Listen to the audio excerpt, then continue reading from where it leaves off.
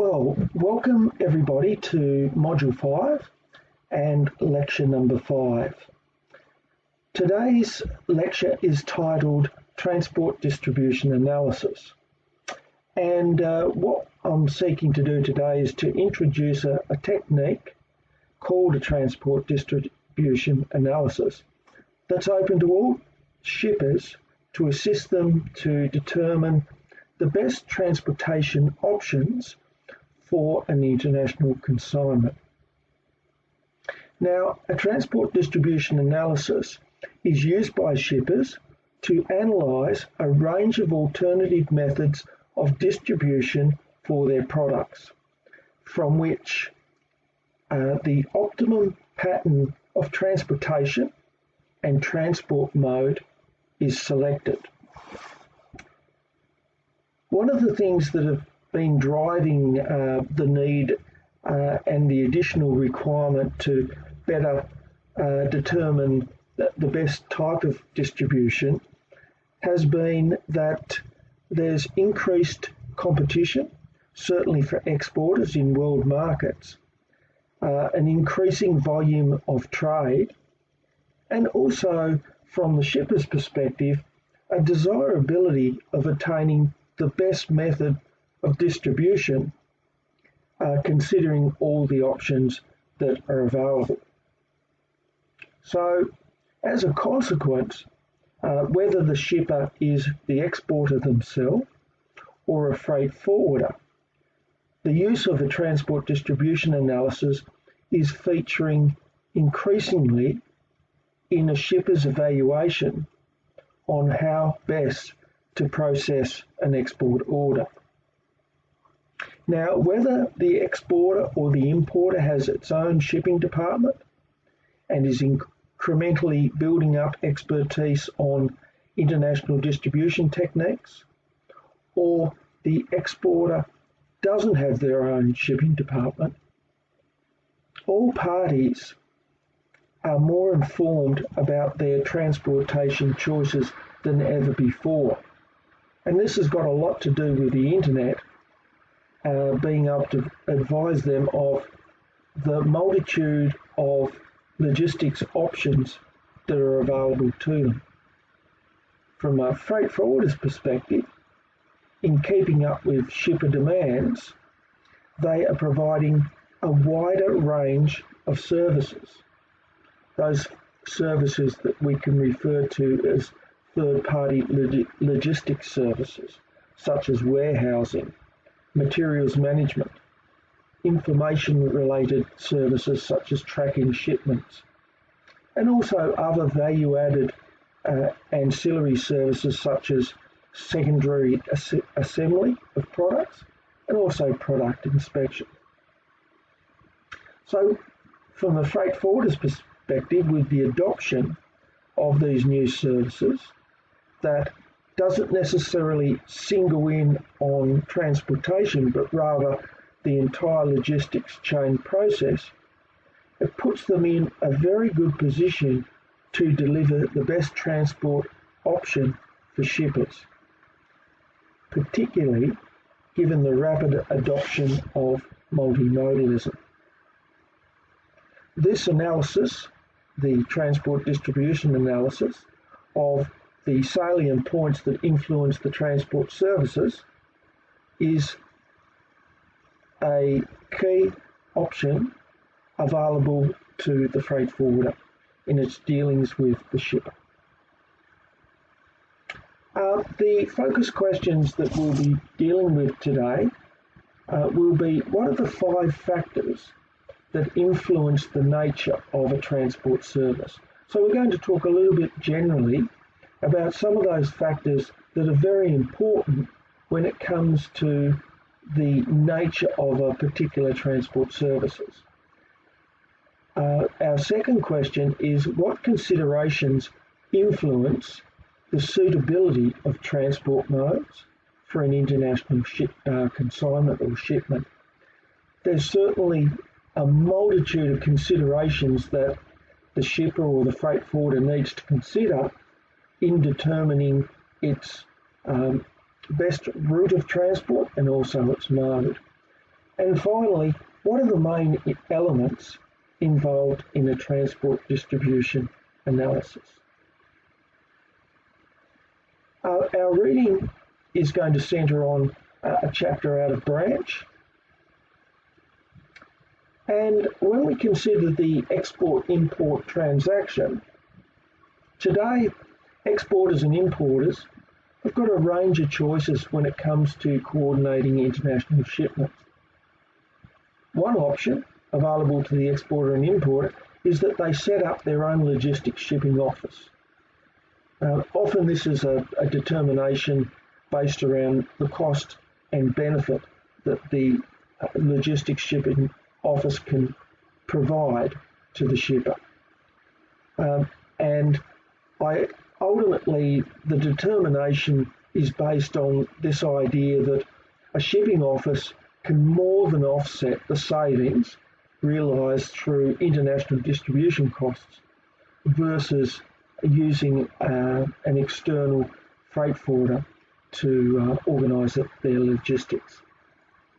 Because if you don't have your own logistics shipping office, it's likely that you will outsource the movement of goods to a freight forwarder, or as we've seen in our studies to date, these freight forwarders are more likely to be referred to as a third-party logistics operator, of which many are a principal recognised as a non-vessel operating common carrier, or an NVOCC, because they have the advantage of providing a range of services, not just transportation, relating to shipments to and from an international market.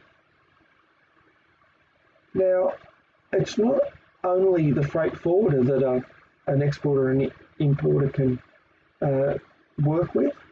Mega container operators such as the Maersk Line have their own logistical departments who can provide a range of services for the shipper. And many multinational and large department stores entrust their entire distribution arrangements to mega container operators. So, according to Branch, we've got a definition here of a transport distribution analysis. And it's a technique by which alternative methods of distribution are analysed and the optimum pattern of transportation selected. It's also referred to as physical distribution management.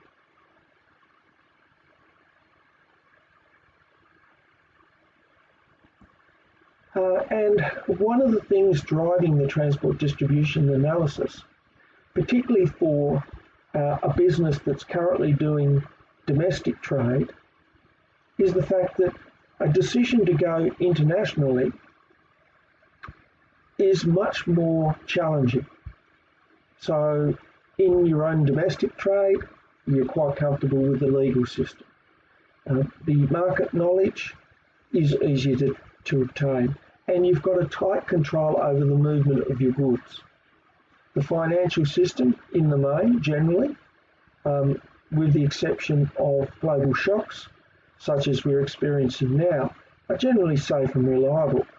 However, that all changes on an international shipment.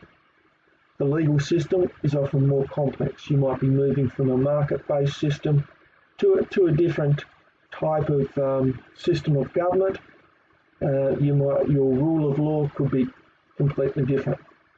Also, getting information on that market is often hard to obtain. And once your goods move into another country or another market, you often experience a lack of control that requires constant monitoring, something that's often hard to achieve yourself as a business in another country. Also, you're dealing with a financial system that may be complex and also risky, so you need a level of expertise and knowledge around that. So when we consider the transport distribution analysis and where that sits with the other activities of a freight forwarder, we can see that It's often one of the first activities that's undertaken by a freight forwarder in consultation with their client. So the client wants to understand the various options available in terms of transportation, particularly around multimodal considerations. It also wants to understand whether there's some other services that it can leverage in the movement of the goods from the seller to the buyer. In addition to this, the freight forwarder has a significant number of interactions when it comes to the various contracts, particularly the contract of carriage.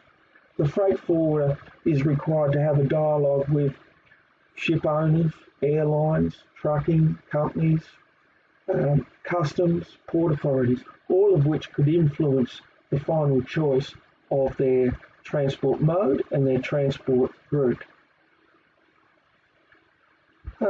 When we consider the range of knowledge needed by freight forwarders, we've already highlighted that they do require a lot of knowledge to perform their task.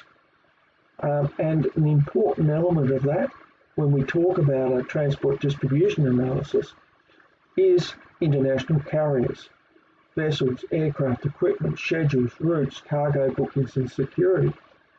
And in many cases, these decisions can't be done in isolation. They need to be integrated with the other activities.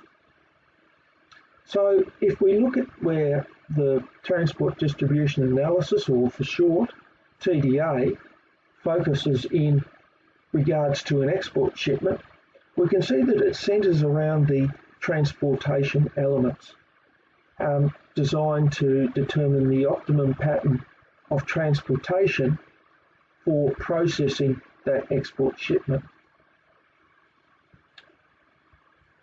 You might be familiar with this graphic that I've got on the screen at the moment.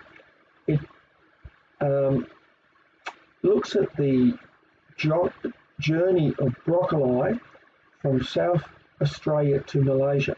And it shows a range of different steps and stages along that particular curve, that particular graphic. And in that particular situation, broccoli itself is moved at least 37 times in 21 stages, including 6 stages where transport is involved. So it's quite an integrated process. And realistically, taking out transport from all the other steps and making that assessment in regards to the best options available for the shipper is really difficult to do. And that's because transportation, in many ways, is integrated into that whole logistics process. So logistics is that part of the supply chain process that plans, implements and controls the efficient, effective flow and storage of goods, services and related information from the point of origin to the point of consumption, of which transport is a significant part of that particular process. So in performing the technique or undertaking the service of a transport distribution analysis does require an acceptance that there's a strong interface between transport and logistics, and it's only been strengthened in recent decades. Certainly the integration has got a lot to do with multimodalism being the idea of moving goods on more than 2 transport modes under a single bill by a single operator. And in addition to multimodalism, we've got the continuous investment by ship owners, airlines, seaports and airports to remain a viable option and lifting their game to participate in this opportunity for multimodalism. In addition to this, the Internet of Things is playing a significant role in providing shippers with online access to the freight forwarder and also the transport carrier themselves. And when we talk about something like the Internet of Things, which has been evolving for the last 10 years, it's this idea that as everything is connected by a range of sensors, switches, and internet linkages, that enables a better understanding of how the goods move from the seller to the buyer. So it's fair to say that the shipper is now positioned better than it's ever been to continually formulate the best options for its buyer within the supply chain and able to evaluate those options available to move products globally. Finalisation of the transport mode or route therefore is not solely based on cost, but rather than understanding a range of value-added benefits that logistics can provide. So whether the shipper is an exporter, whether the shipper is a freight forwarder, transport distribution analysis is an important part of the evaluation of how to process an international order. As I mentioned before, it really can't be separated from the full logistics process. So utilising a transport distribution analysis has got a number of influences in regards to the most ideal modes of transport and the best route that can be taken. There's issues around seasonality. Now, the seasonality of a particular product due to market demand and climatic conditions can have a significant decision on the type of mode that you might use to get your goods into the market. So, for example, for Tasmanian cherry growers, the Chinese New Year is a focal point for the movement of their harvest into China. It comes at a time where the Northern Hemisphere doesn't have the same volume of product. So Tasmania can actually take an advantage to participate in that particular opportunity. Also, volumes ordered can influence the choice of transport mode. So if you're dispatching a small quantity of goods urgently, it might lend itself to air transport. However, if you're moving a large consignment, it may well be that you're using a deep sea container service or even less than container load consolidation with your freight forward. And of course, multimodalism features strongly in this evaluation, because ultimately multimodalism should be able to deliver some more streamline in costs, but also improve the timelines in getting your goods to market.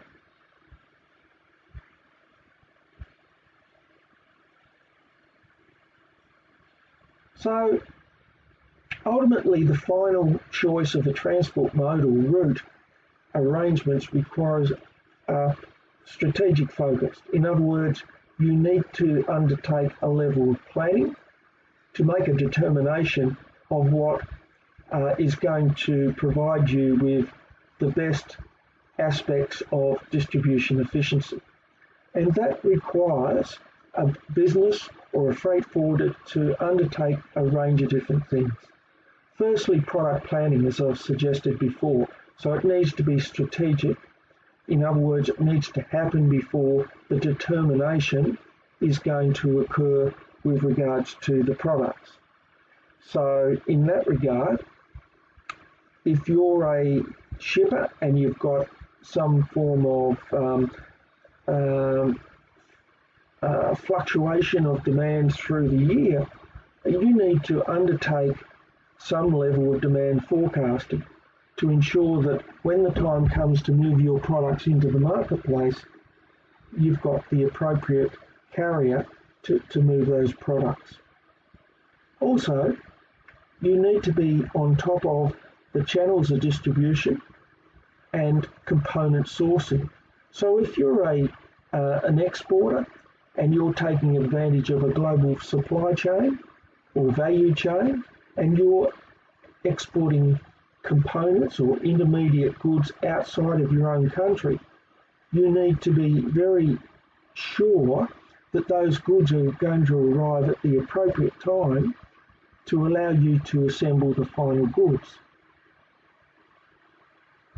You need to be on top of your documentation.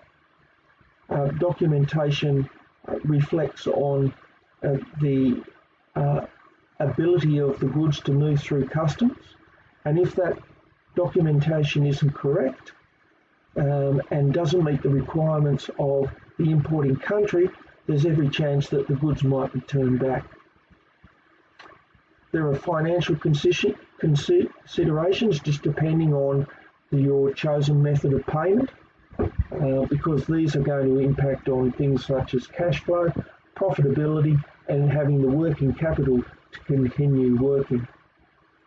Other situations that you need to consider in regard to transport mode and route arrangement could be the loadability of the transport mode itself. And this is really related to the nature of the cargo itself, and also how the destinations that you're sending your goods to, utilising various transport modes, that there is the appropriate destination services should you, for example, be having a transshipment. Also, cargo routing is influenced perhaps by the perishability, the volume, the weight, and even the terms of the sales contract. The level of sales and marketing is another consideration. Level of sales is an indication of volume, so that might reflect a whole range of issues in terms of the size of the shipments and the frequency of those shipments. Frequency of dispatch is very important because that reflects the needs of the buyer.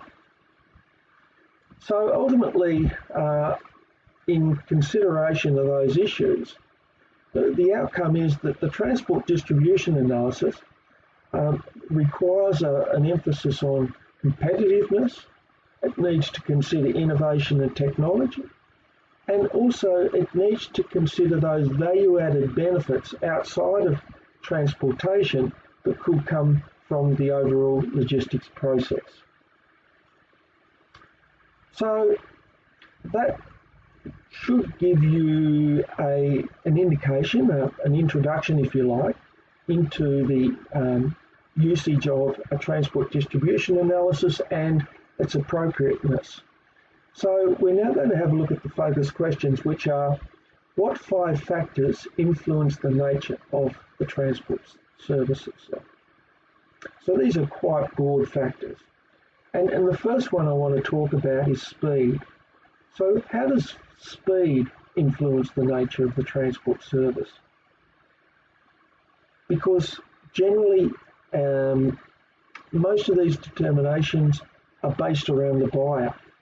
So what speed the shipper wants the cargo delivered to the buyer. Also frequency. So how frequent the shipper needs to send the cargo to the buyer. Reliability. What delivery departure and arrival reliability is acceptable to both the seller and the buyer. What about cost? What is the cost of transporting the cargo to the buyer? And finally, what sort of service quality are you delivering? which is essentially an assessment of how well the transport service holistically meets the shipper's expectation. One of the interesting elements of this consideration is that cost is just one of a number of considerations. It isn't necessarily always the overriding determinant of your type of transport service and your type of route that you choose. So first off, we're going to have a look at speed. Now, high speed is particularly important for those shippers that are involved in the fast-moving consumer goods market, and also for perishables for that matter. So a classic example of a shipper that requires high speed in that fast-moving consumer goods market has to do with fashion.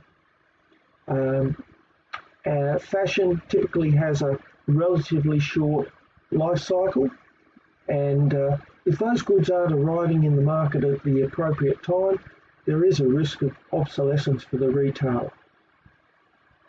Also, if you have stocks require less warehouse accommodation needs and reducing inventory expenses.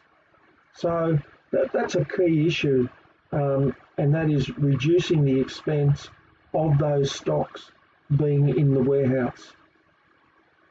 Another reason for high speed has to do with this concept of a just-in-time delivery. So many shippers and buyers coordinate on what's called a just-in-time concept. And one of the reasons around that is that the having your inventory tied up in a warehouse is actually a cost, because it means that those goods aren't being sold, and they're essentially accounts receivable, but certainly not money in the bank. Speed is very important to meet those critical deadlines to deliver urgent cargo. And there's a range of different products that would fit that particular category. Certainly pharmaceuticals are based around critical deadlines. It may even be organ transplants. It could even be if you have some form of issue with a machine and you need some urgent parts. Also, cargo being shipped that's very valuable relative to its weight often needs to arrive quickly, such as gold. Cherries, a seasonal product, as I mentioned before, usually in high demand. It's got a short window of opportunity for sale, so that needs to get into the market quite quickly. So when we think about speed, obviously air freight is top of mind, and it provides that high speed, particularly for those goods that have to go longer distances. And I guess over the years, air freight in terms of its customer service has evolved, and it certainly has been going for the last 50 years since the development of the wide-bodied aircraft, which has really presented that opportunity for airlines to grow their markets and be more competitive about their pricing. And that has all been tied in with greater volume opportunities. So the Boeing 747 that we can see on the screen there had a 29 pallet capacity and a maximum load of 100,000 kilograms, subject to volume and routing. The wide-body aircraft also has facilitated the development of this intermodal shipment between sea and air movement of cargo. So these have been strong instigators of placing air freight in a position to respond to issues from shippers and freight forwarders seeking that speed of delivery. Of course, not to be outdone, modern ship management has done their best to reduce voyage time and have improved the viability in the sea transport of goods by making sure that the goods are arriving on an accurate arrival date. So many perishable goods that might have entered the market first using air freight services are now taking advantage of the more sophisticated reefer containers that are available on container ships. The reefer container has opened that opportunity for a growing volume of fruits, dairy products and meat products to be distributed globally. Also, the port industry has been stepping up to provide a one-stop port operation to assist in the transit of goods through the port, and building on this concept, which is called a hub and spoke container network. And this is orientated around this idea of a key port. Let's take Hong Kong.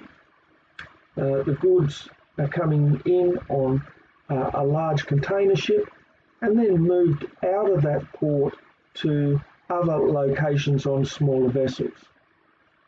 So they've invested significantly in high technology to facilitate this transport shipment. And we can see that there. In addition to this, they're improving infrastructure resources to support this idea of multimodalism. Now, if speed is not a prerequisite, then there are a range of other options, certainly for longer distance trips, and it's more likely if the cargo is low value, it's going to use some form of surface transport. Now, frequency is also another key influence on the choice of modal choice. Now, it's most important in situations where goods can only be sold in small quantities at frequent intervals. So once again, in that situation, air freight is going to be ideal for that type of product. So frequent schedules coupled with fast transit is also going to benefit the shipper by ensuring that the inventory arrives quickly at warehouses and avoids that excessive stockpiling, which, as I said before, can be an added expense. Now, sea motor transport is not noted for its frequency of sailings, so while it can provide a level of frequency, it's generally not as quick as air transport and some of the other modes. So you need to build in an additional margin of inventory to compensate for that. Okay, another important consideration around modal choice is this idea of reliability. Now, reliability is this idea that goods that are sold from the seller to the buyer are actually going to arrive on the date of that particular agreement. So if you're dealing with somebody somewhere, expiry dates for commercial and import documentation is a key issue, then you need to consider that particular situation. So you're going to need to consider whether you're going to use an air mode or you're going to use a sea mode. So for a shipper, when they speak about reliability, it infers a number of things. Typically, it infers that the goods are going to depart and arrive at the advertised time.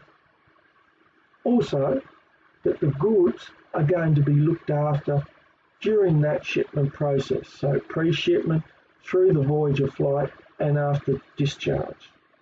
And finally, that all the relevant facilities at the terminal and offices are available to ensure correct documentation and other formalities. From a shipper's perspective, if that doesn't happen, a number of negative outcomes could occur. So if you're moving perishable goods, for example, it's quite possible that they could be ruined. If you're moving goods that are held up along the way, there's a chance that theft could occur.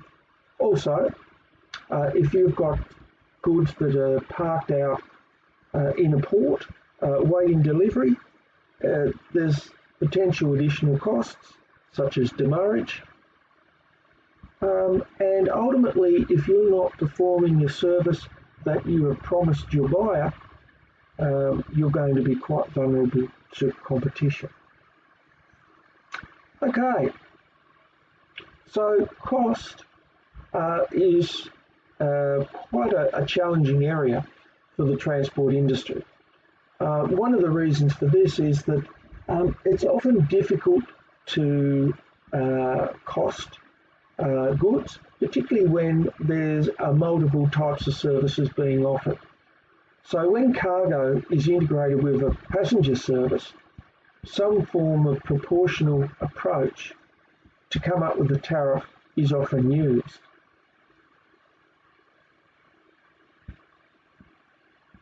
And that proportional approach is based around this idea that the carrier themselves, they want to cover all the direct and variable costs incurred in the service provision.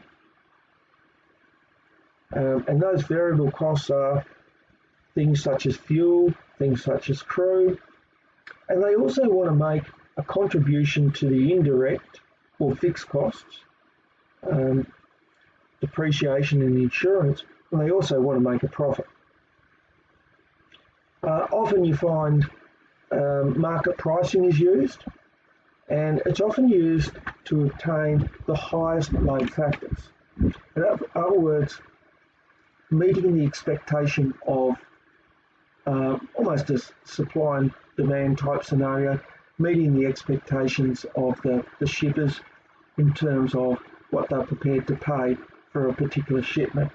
Now, if we consider the movement of goods from Asia to the United States, for example, what we do know is that the volume of goods coming into Asia from the United States, there is an imbalance there, and certainly that imbalance is in favour of a higher volume of goods going from Asia to the United States.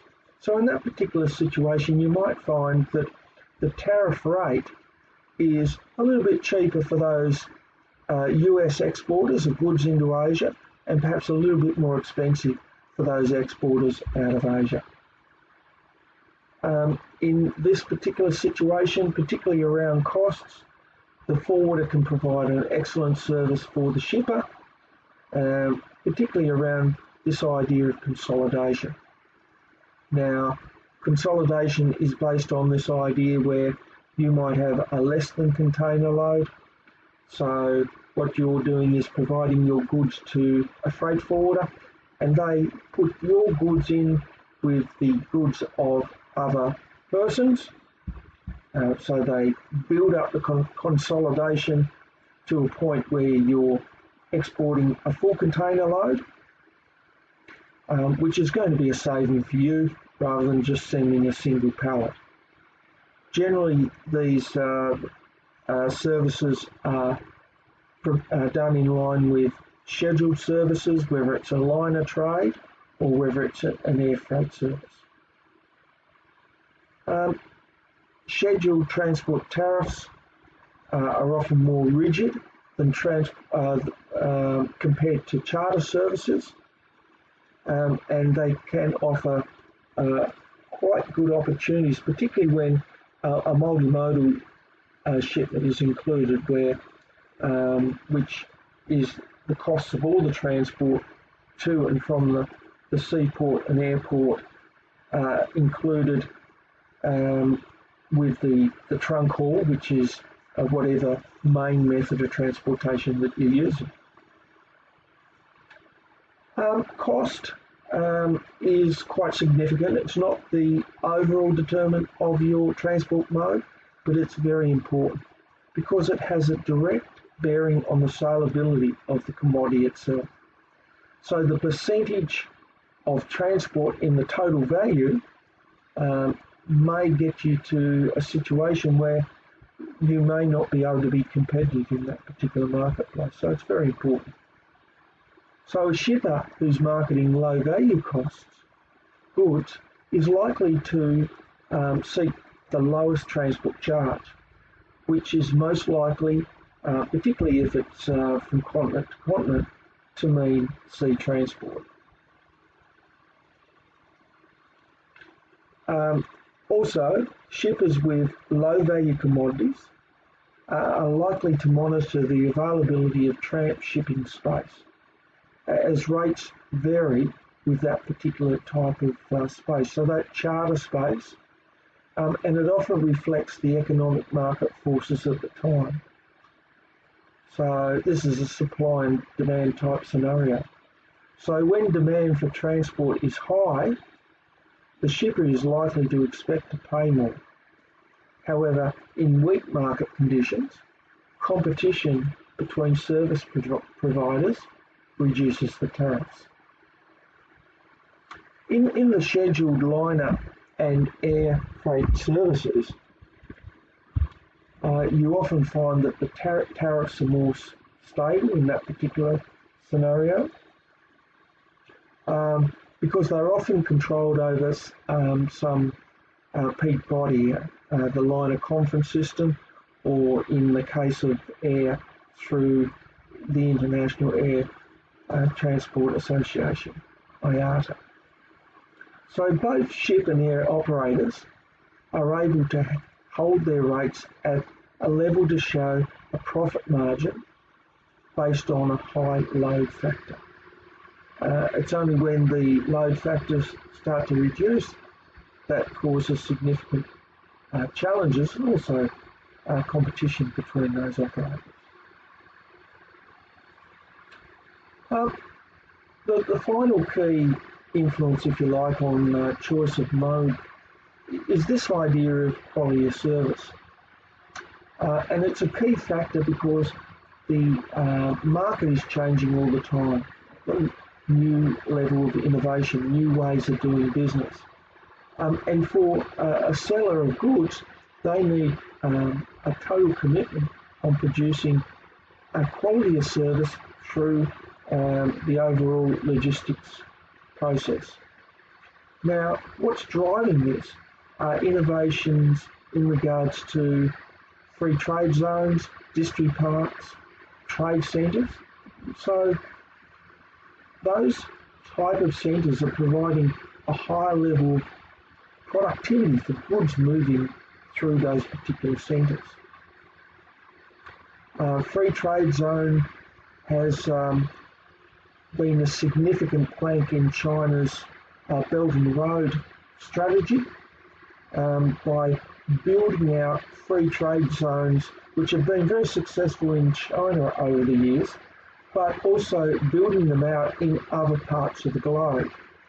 So it may be surprising, but China have got a significant number of free trade zones outside its own country. And that presents an opportunity for its own exporters.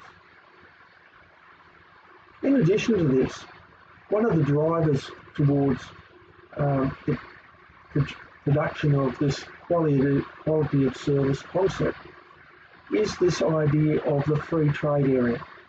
So the European Union is a free trade area, which means as goods move between countries, you don't have the same checks and balances that you might have between countries that are outside the European Union. In addition to this, the United States, through their United States, Mexico and Canada agreement, also have a range of benefits that are achieved through moving the goods quickly and seamlessly through their particular countries. We're also seeing the expansion of sea and air networks. We've seen that between Asia, the Middle East and Europe. And we're also seeing the use of sea-land bridges, so trans-Pacific routes that might be servicing the west coast of the United States are now integrated with double-stack container train transportation for distribution across the United States. And of course, information technology in the form of electronic data interchange across all stages of the supply chain is making some important improvements in providing that high level of quality of service. Quality of service ultimately is a determination on how well the delivered service meets the shipper's expectation, and includes a number of things. So how well you perform your customer care. What sort of reliability have you got? Are your goods arriving on time? Do you integrate technology? Are you tracking the cargo? What level of computerisation are you using? Is there an opportunity to use electronic data interchange? What about the quality of equipment? Is it suitable for transshipment?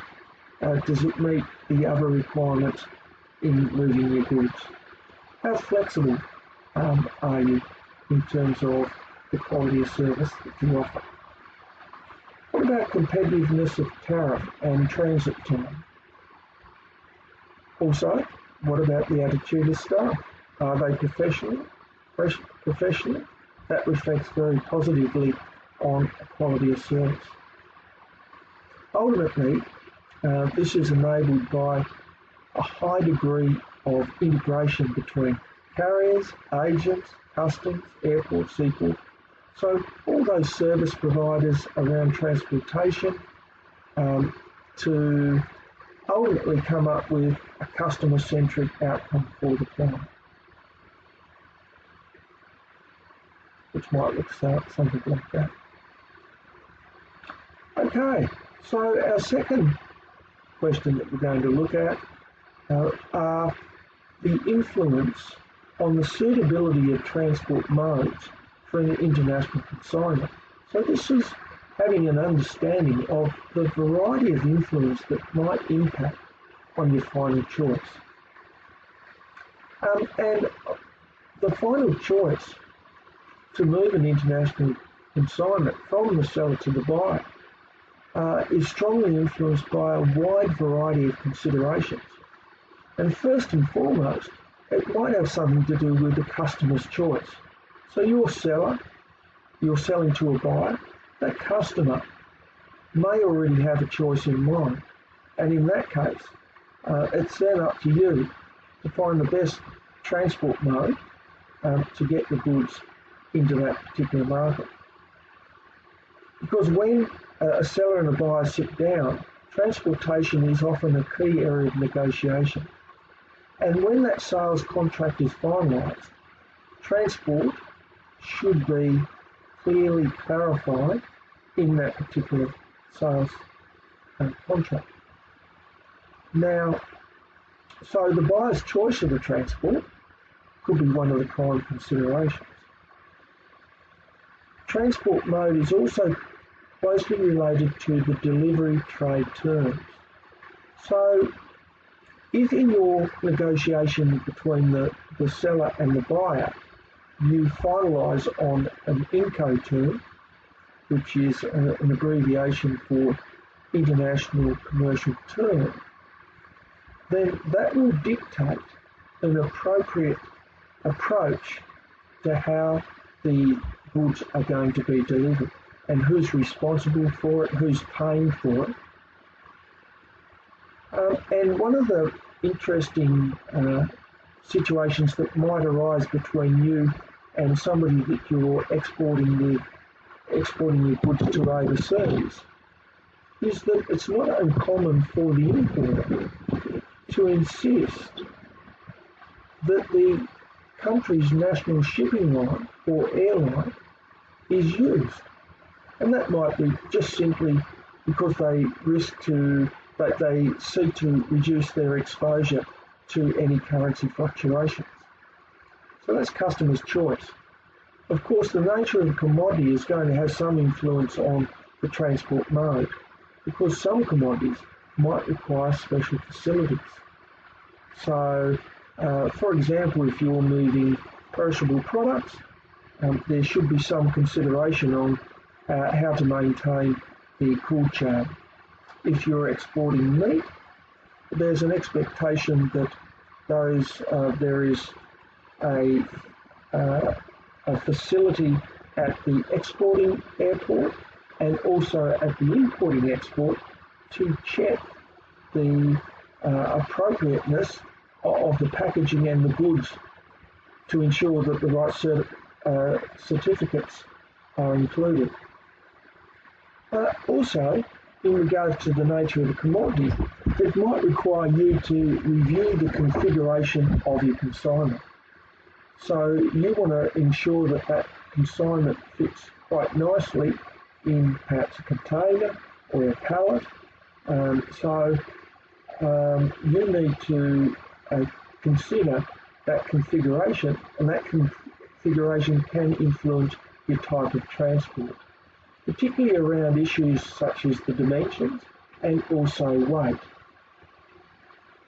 So if it's a less than container load, cargo consolidation is top of mind, because you know that might offer you a lower tariff and also provide you some other value-added benefits. Another issue around the nature of commodity is the availability of integrated options such as multimodalism and intermodal sea air services may depend on the nature of the goods. Another consideration is the idea of the degree of packaging that might be required for you to move your goods.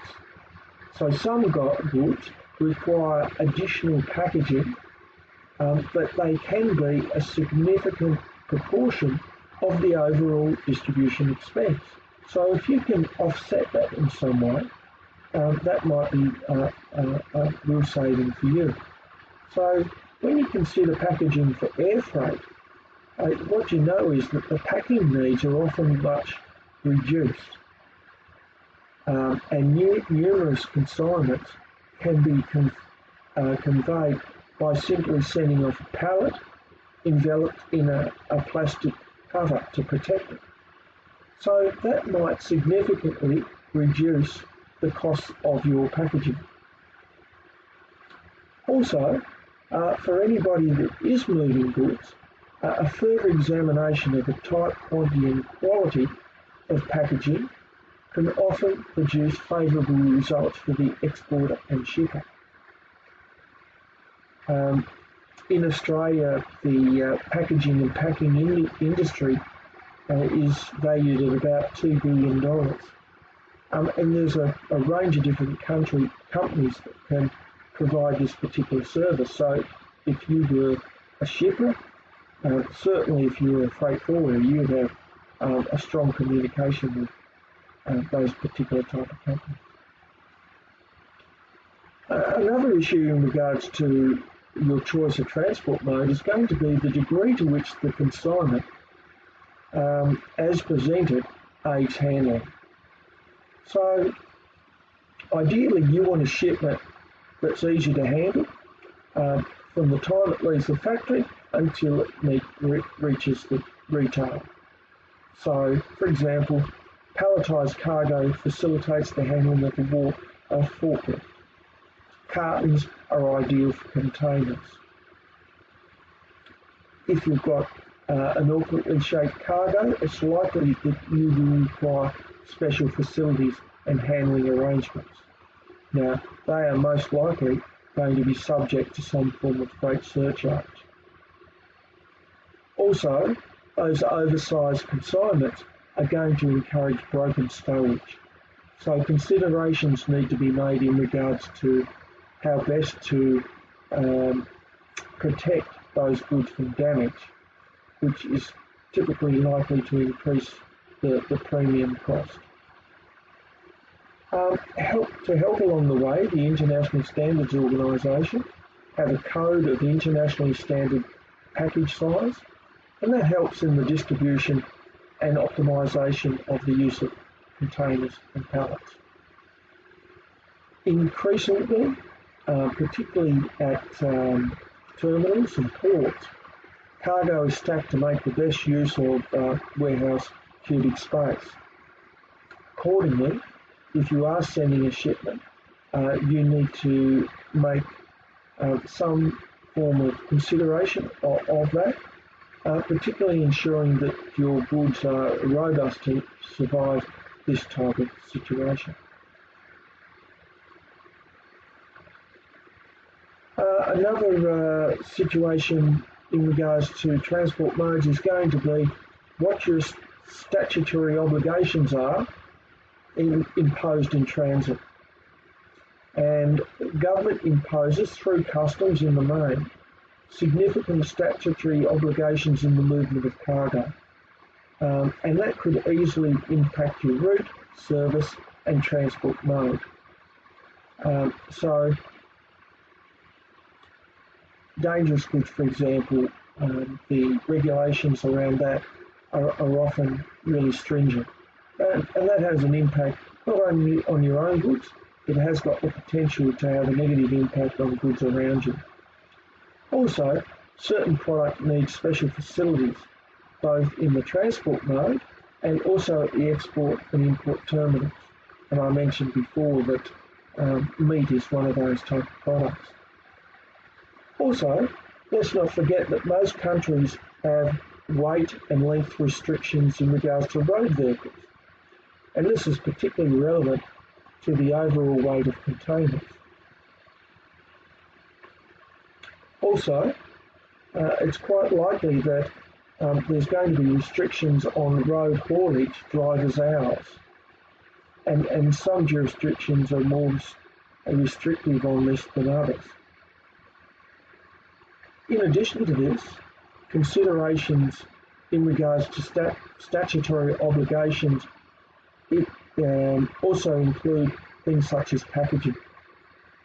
So wood boxes, crates and pallets. All of those types of packaging are generally fumigated on arrival in Australia, for example, given our tough quarantine measures. Also, what about the suitability of the transport services? You need to be on top of what the advantages and disadvantages are of particular types of transport. So when we think of aircraft, we know that they have got a number of advantages and they've got a number of disadvantages. So that needs to be top of mind when you're considering transport modes. So from air transport, they provide a frequent service, they provide fast transits, you can reduce your packaging needs, and there is also a low risk of damage and pilferage. And that has a positive impact on issues around insurance. From a disadvantage perspective, they are limited in terms of volume. There's significant weight allowances and dimension considerations that need to be considered. There's also extensive collection and delivery arrangements that need to be made, and ultimately it's very high freight rate that you're dealing with.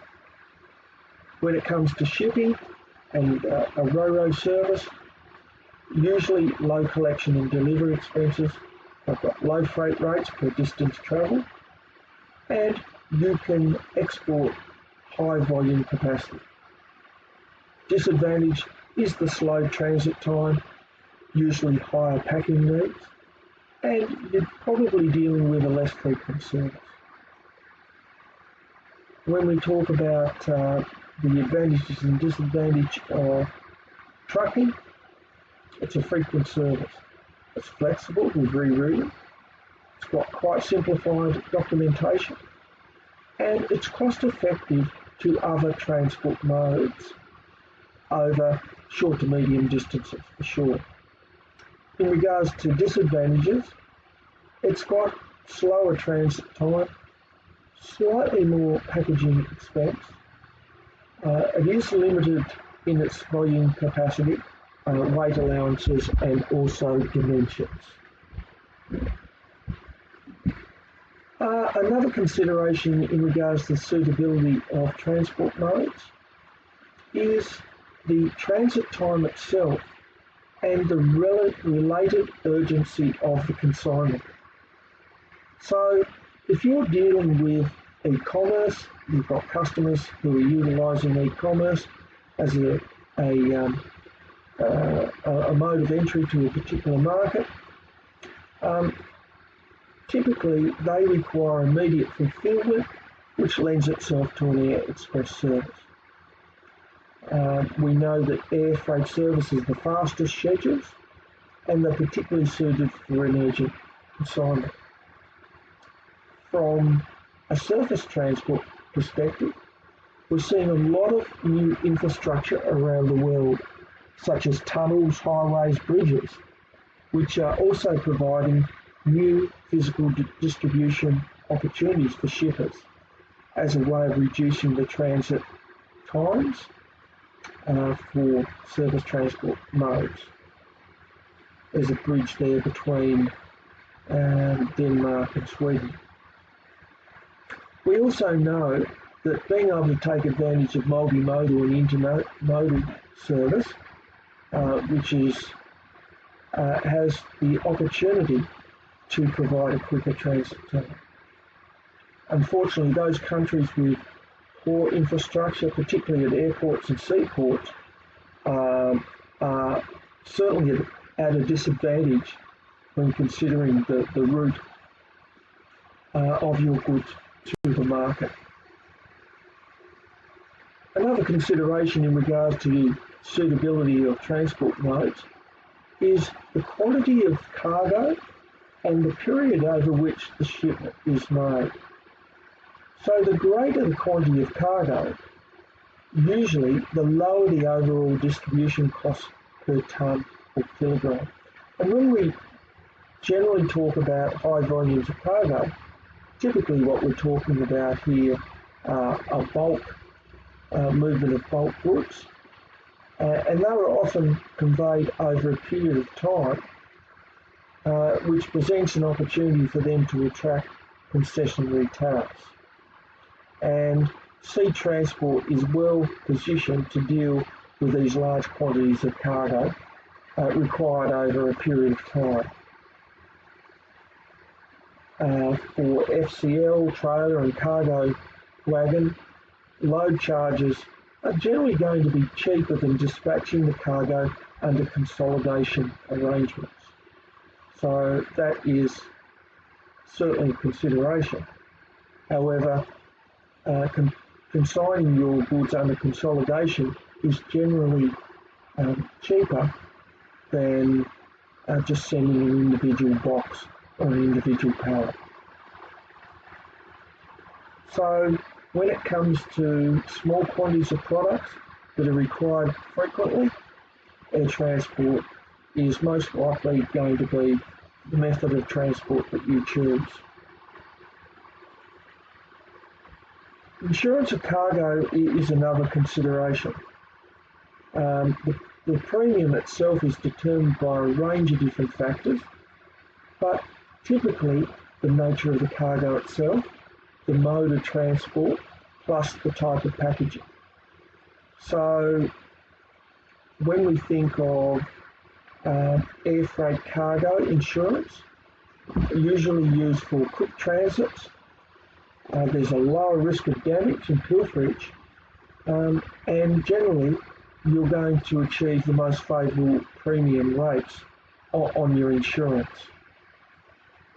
And those type of goods that might be utilising air cargo and taking advantage of that are going to be things like pharmaceuticals and perishable products. Now, Container shipments via sea can also be competitive, but you also need to bear in mind that the longer transit times may also be a consideration. Unfortunately, in many cases, the container shipping has yet to be able to realise lower insurance premiums similar to air freight. Now, Incoterms are a key issue in regards to your choice of mode. I mentioned before that if a contract has been undertaken and agreed between the seller and the buyer, then it's likely to have an Incoterm, and then you have to make your transport arrangements and all your other arrangements in light of that. And so you need to be careful that you're using the right mode of transport, because particular Incoterms are appropriate for combined transport and other Incoterms are appropriate only for sea transport. So when we talk about an Incoterm that's appropriate for combined transport, we consider a seller, who's the exporter, who is wishing to maximise control of a multimodal shipment. He can use CPT, CIP, DPU, delivered at place unloaded, which is a new Incoterm for 2020. Previously it was delivered at terminal, DAT. And also DAP and DDP should be used.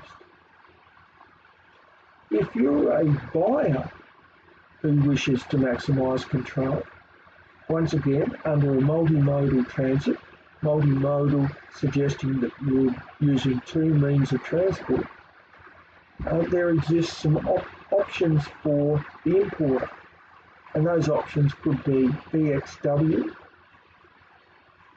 or FCA. FCA has had some adjustments in the 2020 Incoterms to allow a bill of lading to be issued after loading. Now, if you're not using the combined transport and trying to move your goods by multimodal transit, you're using the conventional port-to-port and sea carriage only. And the Incoterms you can use there if you want to maintain control over the shipment are going to be CFR and CIF. If you're a buyer who wishes to bear the majority of the distribution cost and risk under that seaport to seaport operation, you can use FAS and FOB. So in red, I've highlighted some of the changes to Incoterms with 2020, and they are mainly around DPU, delivered at place unloaded, and also FCA, which is freight and carriage. In the green, I've highlighted that CIP and CIF have new standard insurance arrangements, and it also requires CIP to use default insurance coverage of ICCA or equivalent instead of ICCC. So it's just upgrading the requirements in terms of the amount of insurance you're required to get. And finally, FCA, DAP, DPU and DDP take into account buyer and seller arranging their own transport rather than a third party.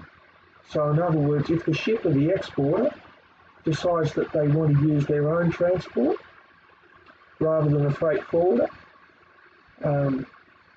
those particular Incoterms would be most appropriate to do that. Okay, moving on from Incoterms, documentation varies quite little in between transport modes. And what we're seeing is that the combined transport concept is delivering some real streamlining of documentation, particularly around this idea of multimodalism. Now, these simplifications are benefiting the shipper quite significantly because it could mean that there's no intermediate customs examination in transit countries. In addition to this, we're seeing customs investing in programs to build up a relationship with exporters and importers. And one of those programs is called the Authorised Economic Operator, which has been, in Australia, it's called Australian Trusted Trader. And it involves this idea of facilitating trade, of moving goods through customs in a more streamlined manner, which is yielding quite a number of benefits to all parties concerned. Planning is a key issue when it comes to transport modes. When we talk about planning, it's this ingredient that's required to have a strategic view of the physical international distribution involving transit. And all parties involved in this transit should feature in the plan. And this plan is designed to achieve adequate coordination, effectively use the resources, and achieve a commitment and continuous monitoring and reviewing. So depending on your method of moving your goods into the marketplace, so you could be dealing with an agent, you could be sending your goods directly to the consumer, you could be using an agent, you could be using a distributor as well, a franchisor, a reseller. There's a range of different options. It's important that your plan reflects the interaction with those parties as well. Because ultimately, there may be a range of options that you can take advantage of to save some funds along the way. So, for example, a freight forwarder who's coordinating one shipper's distribution, excuse me, may see some opportunity to coordinate it with another shipper, and that might mean the difference of sending a less than container load versus a full container load, which could yield substantial savings and improved service. So in that situation, the freight forwarder might be sending a full container load once a week, rather than a daily consolidated service of less than container load.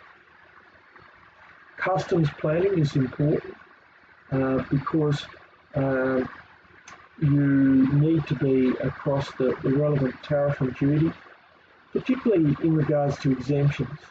So if you're in a country that's been negotiating a free trade agreement, that free trade agreement becomes available, well, you need to be able to take advantage of the benefits that can come from the lower tariffs when you're sending the goods into that particular country. Also, if you are sending goods into a country, you need to be across whether the goods need to go into a customs warehouse or a free trade zone, or you get transit through without any consideration by customs. Credit insurance is another area that probably needs to be considered more by the seller than anybody else. Credit insurance is around this idea of providing trade credit. In other words, rather than expecting to be paid before you sell the goods or when the goods arrive at the buyer, you provide some extended delivery payment terms. and that enables the buyer some time to generate income and pay for the product. Now, if you are going to offer trade credit, it's certainly going to be a risk to you as a seller. And this can also increase when you're dealing with a country whose laws are different than your own. Also, customs communication are a little bit uncertain. And also, you're not familiar with the customer's reputation. So in that particular situation, you could end up with a severe outcome if you're not paid. You could end up in bankruptcy. You can make contact with organisations through your own bank. Would have a range of programs, a risk management product if you like. Also, you can do your business through the Export Finance Australia, which is an Australian government statutory body that deals with these type of things. And generally, it's around this idea of mitigating any risks of you passing on your goods to the customer and the customer not selling those goods and perhaps ultimately defaulting on those goods. I guess the important thing to remember is that until your goods have been paid for, while they might look like accounts receivable on the bank, the balance sheet, due to the company often need to borrow, they're not a secure asset until they're paid. Free trade zones are also a consideration. They present opportunities for productivity gains. And they provide quite a favourable advantage, particularly if you're setting up a distribution point overseas. If you are setting up a distribution point overseas, you're probably going to be a significant exporter. And that presents you with an opportunity to have a base to serve a number of markets in the region. So you might determine that you want to set up your base in Hong Kong, for example. And that might also present you with an opportunity for assembling and processing your goods sourced from imported products from around the region, which is quite a cost-effective option. If you are going to go down this track, and it depends on the situation, it's likely to have a significant impact on your transport mode options and also route selection. If you're a business that is importing goods from a global value chain for re-export, you also want to be mindful that there are opportunities available to you to take advantage of recouping on the tariffs and costs associated with that re-export. So, for example, in Australia, we've got what's called a duty drawback scheme. And this allows exporters to get a refund on any customs duty paid on import goods, as long as those goods are processed and incorporated into goods for export, or eligible, and they're eligible only when the legal owner of the goods is the exporter and has paid a customs duty and the goods are being exported from Australia. Another opportunity available in Australia is what's called the Trade-Ex scheme, and this is for some companies who find it too prohibitive to pay the upfront customs duty and GST on a range of eligible goods. In that case, they can apply not to pay the customs duty and GST, but the goods need to be re-exported within 1 year or another approved period. But the benefit to the buyer here is that they're saving their cash flow through the investment of having to pay for that customs duty and GST. Not all goods will attract that benefit. Alcohol is one of tobacco, I think, is another one of goods that can take advantage of that. So ultimately, going through that particular process, we're going to end up at a point of having some form of cost-benefit analysis.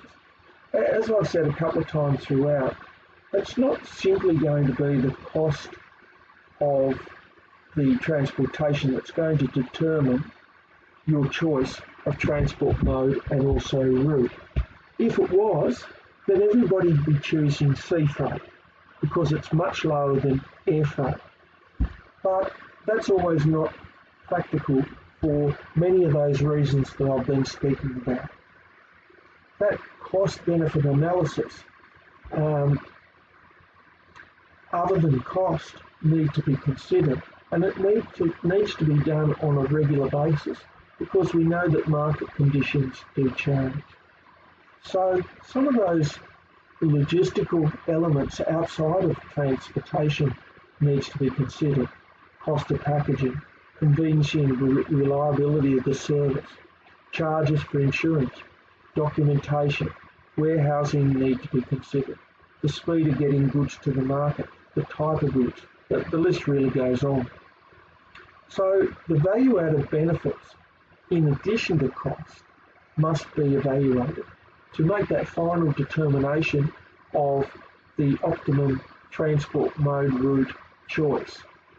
So if it's speed, if it's cost, if it's convenience, does it require a high-tech solution, and what the level of customer care is required, ultimately is going to be a strategic approach, is the most reliable, desirable approach to take. Okay, so moving on to the main elements involved in a transport distribution analysis. So you've internalised all of those considerations and you've got to a point where you're doing business with an entity.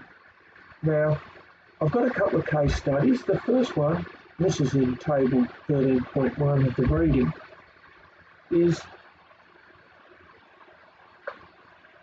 the sale of textiles from the UK to Japan.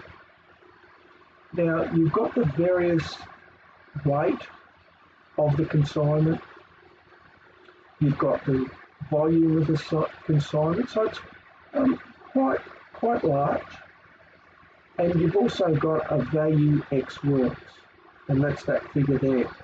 So what we're doing here is we're making a comparison between the option for air transport and the option for sea transport. So the value X works is not going to change. It's the same for both. Now, if we have a look at the transportation costs, in terms of packaging, it's certainly cheaper for air transport. The transport to and from the air and sea port is also cheaper for air transport than it is for sea transport. However, the big significant difference is when we get to the costs associated with sending the shipment by air to Japan and sending the shipment by sea to Japan. So we can see the figures there, £725 by air, £130 by sea. Now, then if we have a look at some of the other costs along the way, we can see that the import duties are pretty similar, not a great difference in insurance. The cost price is at the first subtotal there, cost price. You can see a significant difference between sea and air. And then ultimately we get to that final point and we can see that about a 7% additional cost for air transport for those textiles moving from UK to Japan. However, the other consideration around that cost time dimension is that it also takes 38 days. So one of the considerations here is, will that 7% additional cost going on to textiles still make those products cost competitive in the marketplace, and or are the products required to get there urgently? So these are some of those additional questions that the company is going to have to ask themselves, particularly given there's a 38-day difference. The other example I've got is sending electrical appliance from UK to South Africa. Now, once again, we can see the weight. The weight is much smaller. The volume is much smaller. The value ex-works is similar. So it's 2,600 UK pounds. Now, in terms of the transportation cost, packing, a little bit less for air. In terms of handling, a little bit less for air transport. Air transport is a fair bit more different than sea. Once again, significantly more expensive in relative terms. And then we have a look at the final cost price, and we consider that handling, once again, as I said, it's cheaper for air than it is for sea. Import duties about the same. Insurance, again, a little bit cheaper compared to sea. Capital tied up in transit, a lot cheaper in terms of perhaps interest rates. And we get to a point here that despite the fact that air sea, there was a disparity in the movement of goods, the cost price happens to be cheaper for the movement of those goods by air, marginally. However, 41 days of getting the goods to the market represents a compelling, I guess, argument in favour of air transport in this particular situation. As I said, mainly because some of those other ancillary elements are adding to the cost beyond the individual transportation aspect to it. So, and I've raised a couple of those points as we've talked through those case studies, but I guess what it's saying is that the decision to favour one transport mode over another is not solely a decision based on the cost of freight. Other considerations need to be considered along the way. And in addition to those additional costs, you need to consider the transit times and the impact on service quality. Also, inventory and warehousing cost, which is coupled with the firm's marketing promise to the buyer, need to be evaluated. Of course, cost continues to evolve. There's certainly many improvements in maritime containerisation in terms of size and technology. Ro-ro shipping services are presenting opportunities to move, reduce the advantage of air shipment, particularly around Europe, and also improving packaging costs, reducing transit times and improving service quality. That said, the air freighter is certainly streamlining its own services with bigger capacity containers and offering more product specialisations along the way. And you can see there's a range of different services that the air cargo freighter services are offering to improve their services with the customer. So we've looked at those three questions. We looked at them in a fair bit of depth. There's a fair bit of information in there. It's one of the longer lectures, and I guess what I would say is that we'll be refining this process over a period of time to hopefully to ultimately give you a better outcome each time that I deliver this lecture online. So bye for now, have a good week, and I'll talk to you next week. Bye for now.